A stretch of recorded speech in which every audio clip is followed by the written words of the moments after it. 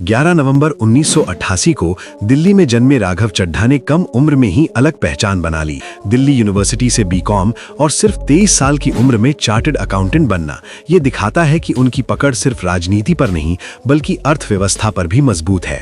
Deloitte जैसी company में काम करने के बाद उन्होंने कॉर्पोरेट करियर छोड़कर देश की राजनीति का रास्ता चुना। 2011 में अन्ना हजारे के इंडिया अगेंस्ट करप्शन आंदोलन से उन्होंने एक्टिव राजनीति की शुरुआत की। इसके बाद वे आम आदमी पार्टी के संस्थापक सदस्यों में शामिल हुए और 2013 के दिल्ली चुनाव के मैनिफेस्टो को तैयार करने में अहम भूमिका निभाई। 2019 में लोकसभा चुनाव हारने के बाद कई लोगों ने कहा कि उनका करियर खत्म हो गया, लेकिन 2020 में राजेंद्र नगर से 57% वोटों के साथ जीतकर उन्होंने साबित कर दिया कि ये सिर्फ शुरुआत थी। राघव चड्ढा उन नेताओं में है जो नए जमाने के मुद्दों को संसद तक ले जाते हैं। हाल ही में गिग वर्कर्स और डिलीवरी एजेंट्स के मुद्दे पर उन्होंने आवाज उठाई। जब ब्लिंकिट और अन्य फूड डिलीवरी कंपनियों से जुड़े डिलीवरी पार्टनर्स ने काम के दबाव और कम कमाई को लेकर चिंता जताई तो राघव चड्ढा ने खुलकर उनके समर्थन की बात की। उन्होंने कहा कि 10 मिनट डिलीवरी की रेस में काम करने वाले युवाओं के अधिकार और सुरक्षा को नजरअंदाज नहीं किया जाना चाहिए। इसके अलावा उन्होंने डिजिटल प्लेटफॉर्म पर कंटेंट क्रिएटर्स को मिलने वाली कॉपीराइट स्ट्राइक्स के मुद्दे को भी